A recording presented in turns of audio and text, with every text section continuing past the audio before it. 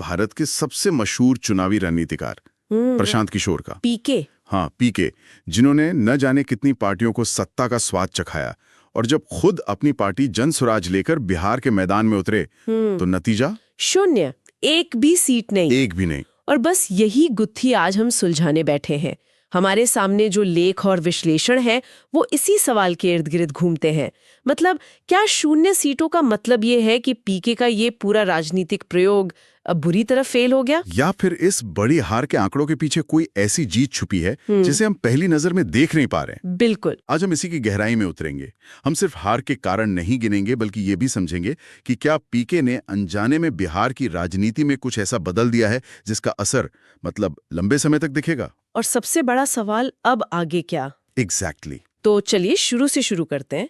ये जन स्वराज का आइडिया था क्या असल में? मतलब हर पार्टी तो कहती ही है कि हम विकास करेंगे, रोजगार लाएंगे, तो पीके ऐसा क्या अलग लेकर आए थे? देखिए, उनका आइडिया कागज पर तो बहुत क्रांतिकारी था। क्रांतिकारी? हाँ, वो बिहार की राजनीति का आप कह सकती हैं ऑपरेटिंग सिस्टम ही बदलना चाहते थे। अच्छा। दशकों से बिहार की पॉलिटिक्स जाति, धर्म और परिवारवाद, मतलब इन्हीं 3-4 फोल्डर में सिमटी हुई थी। सही बात है। पीके ने कहा इन सब फोल्डर्स को डिलीट करो और नए फोल्डर बनाओ, रोजगार, शिक्षा, स्वास्थ्य और पलायन।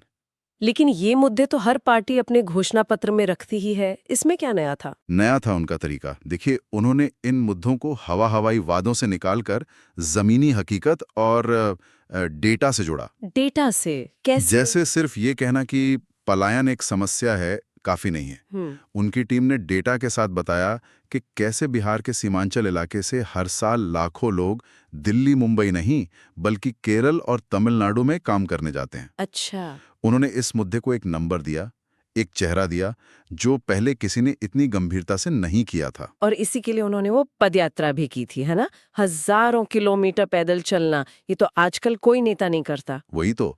और वो सिर्फ एक यात्रा नहीं थी, वो एक मैसेज था। क्या मैसेज? कि मैं बंद एसी कमरों से रणनीति बनाने वाला कोई कंसल्टेंट नहीं हूँ। मैं तुम्हारे बीच तुम्हारी धूल फांक कर तुम्हारी समस्या समझने आया हूँ। ये एक नई राजनीतिक भाषा गढ़ने की कोशिश थी, जो ट्विटर से नहीं चौपाल से निकलती हो। इतना बड़ा आइडिया, इतनी जमीनी मेहनत, और फिर भी नतीजा सिफर। तो गड़बड़ कहाँ हुई? मतलब जो आदमी दूसरों की जीत की गारंटी माना जाता था, उसकी अपनी नाव में छेद कहाँ से हो गया? यही पर खाने का सबसे दिलचस्प मोड़ आता है। अगर मोटा मोटी देखें तो 4 बड़ी वजहें थीं जिस वजह से पूरा खेल पलट गया। 4 वजहें? हाँ, और सबसे पहली और विडंबना भरी वजह थी कमजोर संगठन। ये तो बड़ा मजेदार है। मतलब जो इंसान दूसरों के लिए बूथ लेवल मैनेजमेंट का बादशाह माना जाता है, वो अपनी पार्टी के लिए वो कैडर खड़ा नहीं कर पाया। बिल्कुल। और शायद ये इस बात का सबसे बड़ा सबूत है कि कंसल्टेंट की सोच और एक जमीनी नेता की सोच में कितना बड़ा फर्क होता है। अच्छा। कंसल्टेंट एक बनी बनाई मशीन को तेल देता है, उसे और तेज दौड़ाता है, लेकिन एक नेता को वो जमीन से खुरच खुरच कर वो मशीन खुद बनानी पड़ती है। मतलब पीके की रैलियों में भीड़ तो थी, भीड़ तो खूब आई, लेकिन उस भीड़ को बूथ तक ले जाकर वोट में बदलने वाली जो एक संगठित फौज चाहिए होती है ना, वो गायब थी। समझ गए। तो संगठन एक बात हुई, लेकिन बिहार में तो कहते हैं कि चुनाव मुद्दों पर नहीं चेहरों पर लड़ा जाता है। क्या जनसुराज के पास पीके के अलावा कोई ऐसा चेहरा था जिस पर लोग भरोसा कर पाते?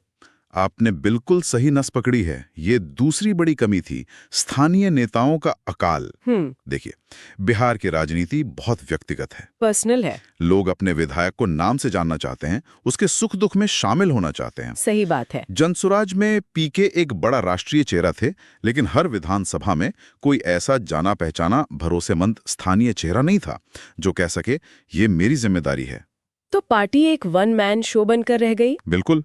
और बिहार की राजनीति की जो सबसे बड़ी सच्चाई है, जिसे कोई नजरअंदाज नहीं कर सकता, जातीय समीकरण, क्या पीके उसे पढ़ने में चूक गए या उन्होंने जानबूझकर उसे नजरअंदाज किया? ये तीसरा और शायद सबसे जटिल कारण है। मुझे नहीं लगता उन्होंने इसे नजरअंदाज किया, लेकिन वो शायद इसकी ताकत का सही अंदाजा नहीं लगा पाए। मतलब? देखिए, बिहार की राजनीति में जाति एक, क्या कहते हैं, गुरुत्वाकर्षण बल की तरह है। ग्रेविटी की तरह। हाँ, आप कितनी भी तेजी से विकास के रॉकेट में उड़ने की कोशिश करें, यह आपको खींचकर जमीन पर ले ही आती है। पीके ने मुद्दों की राजनीति से इस गुरुत्वाकर्षण को काटने की कोशिश की, जो एक बहुत हिम्मत वाला काम है, लेकिन बिहार की जमीन पर वो रॉकेट शायद अभी इतना शक्तिशाली नहीं था। एग्जैक्टली। तो रणनीति थी, डेटा था, मुद्दे थे, पर फिर भी कोई एक चीज थी जो गायब थी। हाँ, और वही चौथा कारण है। इसे ऐसे समझिए कि आपने दुनिया की सबसे अच्छी रेसिपी मतलब स्ट्रैटेजी और सबसे बेहतरीन सामग्री मतलब डेटा सब इकट्ठा कर लिया, लेकिन आप नमक डालना भूल गए। नमक? बिहार की राजनीति में वो नमक है, भावनात्मक जुड़ाव, वो अपनापन। यहाँ राजनीति सिर्फ दिमाग का नहीं, दिल का भी खेल है। सही है। लोगों को सिर्फ ये नहीं जानना कि आप उनके लिए क्या करेंगे, बल्कि ये भी महसूस करना है कि आप उन्हीं में से एक हैं। वो इमोशनल कनेक्शन शायद उस स्तर पर नहीं बन पाया। तो इसका मतलब तो यही हुआ कि पूरा प्रयोग फेल, सब कुछ व्यर्थ गया, या फिर? नहीं, यहीं पर कहानी पलटती है। अगर हम सिर्फ चुनावी सीटों के चश्मे से देखेंगे तो ये एक 100% विफलता है, इसमें कोई शक नहीं। बिल्कुल। लेकिन अगर हम चश्मा बदलकर बिहार की राजनीति पर पड़े असर को देखें तो एक अलग ही तस्वीर नजर आती है। सीटें भले शून्य आई, पर पीके ने बिहार की सोई हुई राजनीतिक बहस को जोरदार तरीके से झकझोर कर जगा दिया है। आप कह रही हैं कि उन्होंने बातचीत का एजेंडा बदल दिया? हाँ, और ये सिर्फ हवा में नहीं है, यही उनकी सबसे बड़ी और शायद छिपी हुई जीत है। कैसे?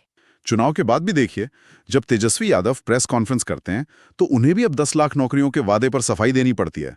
बीजेपी को भी अपने डबल इंजन मॉडल में बिहार के लिए रोजगार का प्लान बताना पड़ता है। अच्छा, ये बात तो है। ये सवाल पीके ने इतने जोर से और इतने डेटा के साथ पूछा कि अब दूसरे दल उसे नजरअंदाज कर ही नहीं सकते। उन्होंने सिस्टम को एक शॉक ट्रीटमेंट दिया है। ये बात तो है। मैंने भी देखा कि सोशल मीडिया पर खासकर युवाओं के बीच उनको लेकर एक अलग ही क्रेज था। उनकी सभाओं की भीड़ में नौजवान चेहरे ज्यादा दिखते थे। बिल्कुल।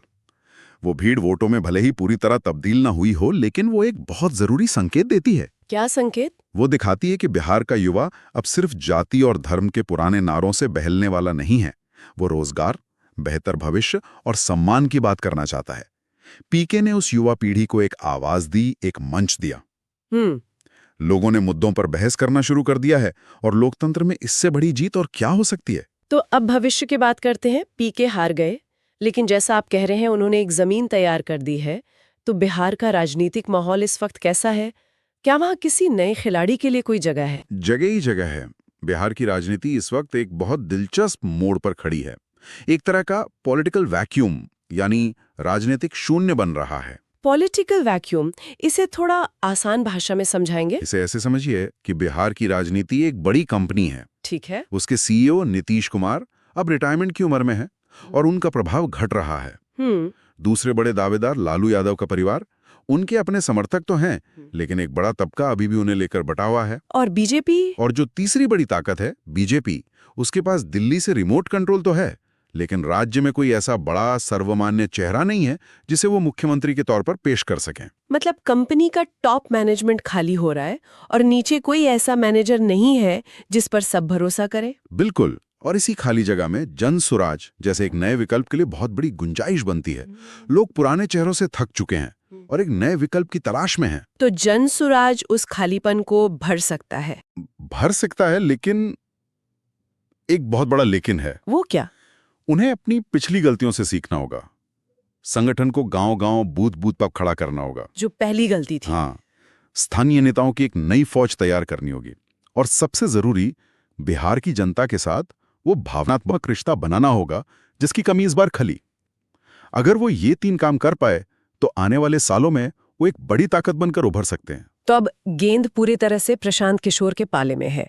उनके सामने रास्ते क्या-क्या हैं? मोटे तौर पर देखें तो उनके सामने 4 रास्ते खुलते हैं। 4 रास्ते? पहला और सबसे मुश्किल रास्ता है राजनीति में डटे रहना। ये समझना कि ये T20 मैच नहीं, टेस्ट मैच है। लंबी पारी खेलनी होगी। हाँ, धैर्य के साथ धीरे धीरे अपनी पारी को बनाना और पार्टी को मजबूत करना। और दूसरा रास्ता तो वही है जहां से वो आए थे। हाँ, सबसे आसान और आकर्षक रास्ता, वापस एक चुनाव रणनीतिकार बन जाएं। आज भी देश विदेश में उनकी मांग आसमान पर है। वो चाहे तो फिर से किंगमेकर की भूमिका में लौट सकते हैं। बिल्कुल, जहां सफलता की गारंटी ज्यादा है और सिरदर्दी कम।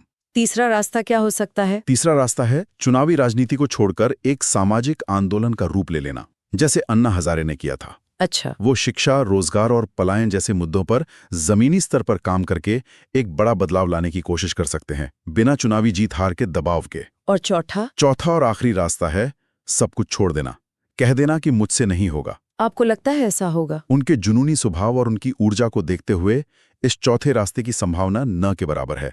ये आदमी इतनी आसानी से हार मानने वालों में से नहीं लगता। इस पूरी चर्चा से एक बात तो साफ है, इस चुनाव में भले ही पीके को एक भी सीट न मिली हो, लेकिन बिहार ने उन्हें एक बहुत बड़ा सबक जरूर सिखाया है। हाँ, और वो सबक ये है कि बिहार को किसी स्प्रेडशीट या डेटा फाइल में नहीं समझा जा सकता।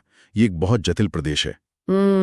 यहाँ रणनीति, तकनीक और डेटा से ज्यादा जरूरी है धैर्य, जमीन पर लगातार मौजूदगी और लोगों के दिलों से जुड़ने की कला। बिल्कुल। इतिहास गवाह है, जिसने भी बिहार के दिल को जीत लिया, बिहार ने अपनी सत्ता उसे ही सौंपी है। तो पीके की कहानी यहाँ खत्म नहीं होती, बल्कि शायद एक नए अध्याय की शुरुआत होती है। बिल्कुल, ये अंत नहीं, एक पड़ाव है। असली सवाल अब ये है कि प्रशांत किशोर का अगला कदम क्या होगा। क्या वो इस अनुभव की आग में तपकर और मजबूत होकर बाहर निकलेंगे? क्या वो जन स्वराज को अगले स्तर पर ले जाएंगे और उस खाली जगह को भरेंगे जिसका हम जिक्र कर रहे थे? या फिर वो कोई और ही रास्ता चुनेंगे? इन सवालों का जवाब तो सिर्फ वक्त देगा। बिल्कुल। लेकिन एक बात तय है, बिहार ने उन्हें बता दिया है कि यहाँ जीत सिर्फ रणनीति से नहीं, बल्कि दिल से होती है।